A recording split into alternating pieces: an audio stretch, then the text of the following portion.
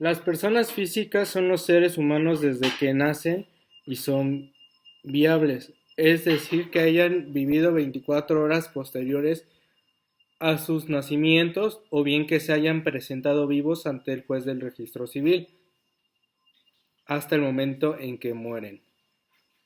Es todo ser humano que es susceptible de ser sujeto de derechos y obligaciones por el simple hecho de haber nacido.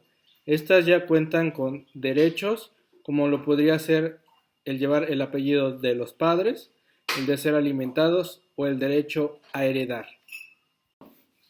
Dentro de los atributos de las personas físicas está el nombre, la capacidad, el domicilio. El nombre es un derecho subjetivo de carácter extrapatrimonial, es decir, no es valorable en dinero ni puede ser objeto de contratación. Se trata de una facultad jurídica que no es transmitible hereditariamente y que no figura dentro del patrimonio del difunto. Podemos considerar que este derecho no depende de la vida de la persona, pues el nombre patrimonio pertenece a una familia y por lo tanto no está referido exclusivamente a la existencia de un individuo. Podría decirse que es un derecho que sobrevive a las personas, pero esta supervivencia no está en función de la misma, sino de la familia, por cuanto que ésta existe como entidad o grupo independiente de la vida de sus miembros. Es por eso que el nombre viene de generación en generación, pero no por efecto de una transición hereditaria, sino como consecuencia de un atributo común a un conjunto de miembros que integran lo que desde el punto de vista social y jurídico constituyen la familia.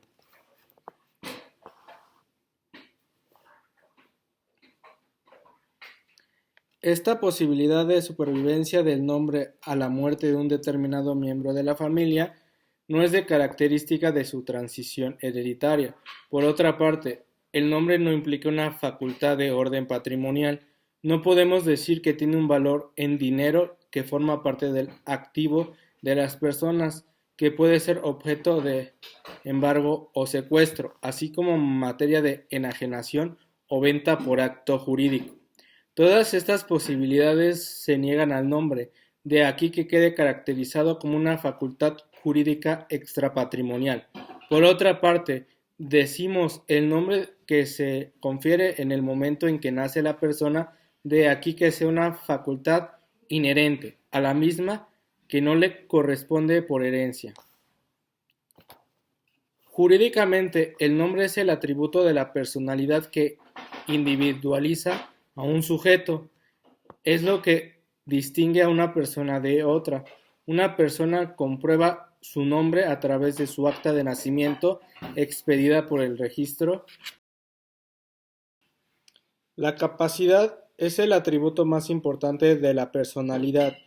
Todo sujeto de derecho, por el simple hecho de serlo, debe tener capacidad jurídica. Esta puede ser total o parcial. Por conceptualizarlo, se debe extender primero su división en capacidad de goce y capacidad de ejercicio. La capacidad de goce es la que posee todo sujeto, por el simple hecho de su nacimiento. Es la posibilidad de adquirir derechos y contraer obligaciones, y esta se da desde del nacimiento y se pierde hasta la muerte. Y la de ejercicio es la actitud de hacer valer directamente esos derechos y en general de realizar actos jurídicos por sí mismo, una vez cumplidos los 18 años en que el sujeto dispone de su persona y de sus bienes con las limitaciones que establece la ley. El artículo 22 del Código Civil de la Ciudad de México establece que la capacidad jurídica de las personas físicas se adquiere por el nacimiento y se pierde por la muerte, pero desde el momento en que un individuo es concebido, entra bajo la protección de la ley y se le tiene por nacido para los efectos declarados en el presente código. El domicilio es otro de los atributos de la personalidad, tanto de las personas físicas como de las personas morales. Se define como el lugar en que una persona reside habitualmente con el propósito de radicar en él. Su fundamento se encuentra en el artículo 29 que menciona: el domicilio de las personas físicas es el lugar donde residen habitualmente y, a falta de este, el lugar de centro de trabajo. En ausencia de estos, el lugar donde simplemente residen y, en su defecto, el lugar donde se encuentran. Se presume que una persona reside habitualmente en un lugar cuando permanezca en él por más de 6 meses.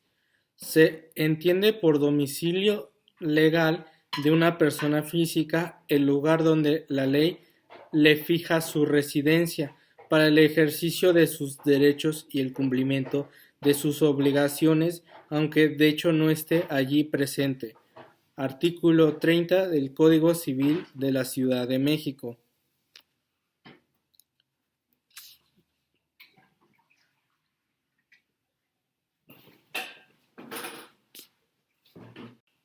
El estado civil de las personas es el conjunto de cualidades que considera la ley para atribuirle ciertos efectos jurídicos a la persona y que le distinguen en la familia y en la sociedad.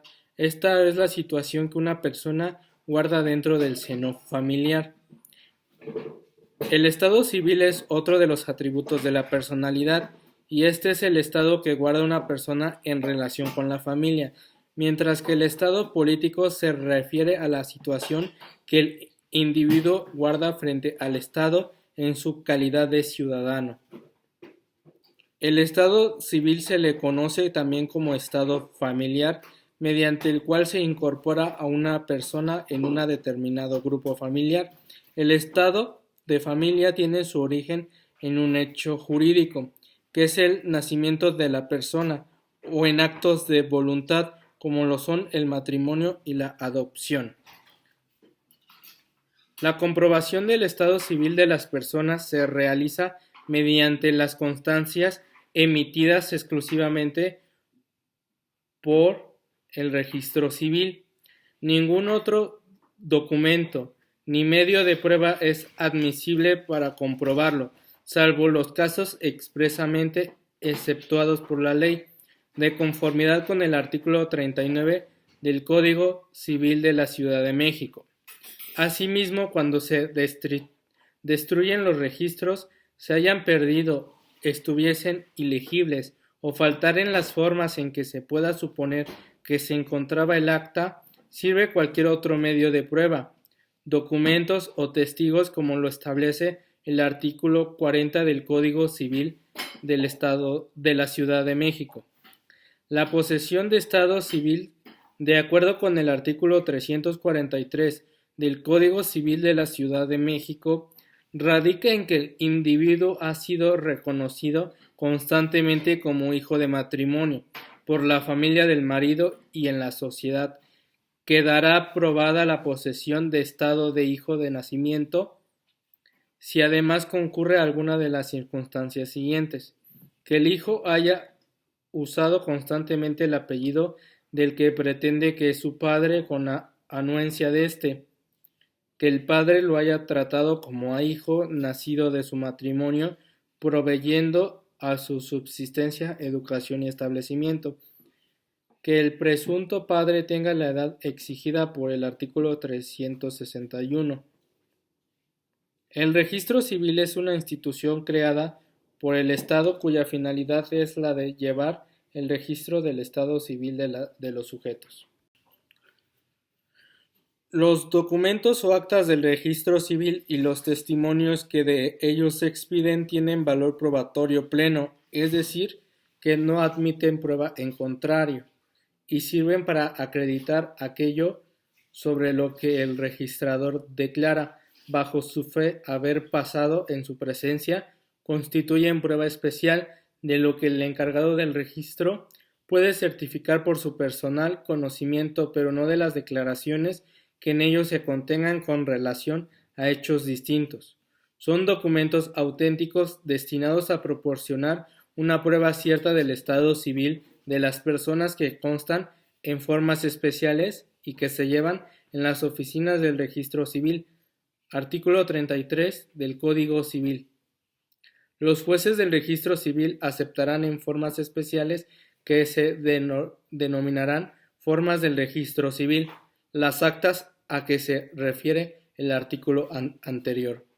Las formas del Registro Civil y la información asentada serán en idioma español. En aquellos casos de personas pertenecientes a los pueblos indígenas nacionales, las actas deberán extenderse, además, si así lo solicitan, en la lengua indígena de la que sea hablante el solicitante, preservando en todo momento los nombres, apellidos ancestrales y tradicionales conforme a sus sistemas normativos.